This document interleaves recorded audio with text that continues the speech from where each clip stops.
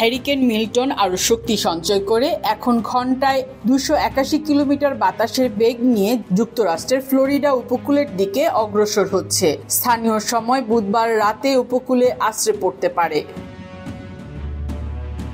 মার্কিন national hurricane centre NHC জানিয়েছে Milton record ভাঙার গতিতে ক্যাটাগরি 5 হ্যারিকেনে পরিণত হয়েছে।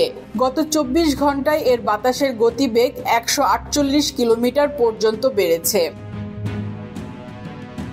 ঘূর্ণিঝড় সামনে রেখে ফ্লোরিডাবাসীকে সতর্ক থাকতে বলেছে ফ্লোরিডা কর্তৃপক্ষ।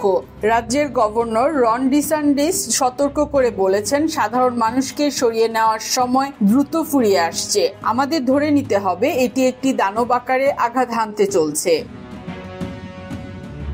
কয়েকদিন আগে ভয়াবহ হ্যারিকেন হেলেন দক্ষিণ পূর্ব যুক্তরাষ্ট্রে তাণ্ডব চালিয়েছে।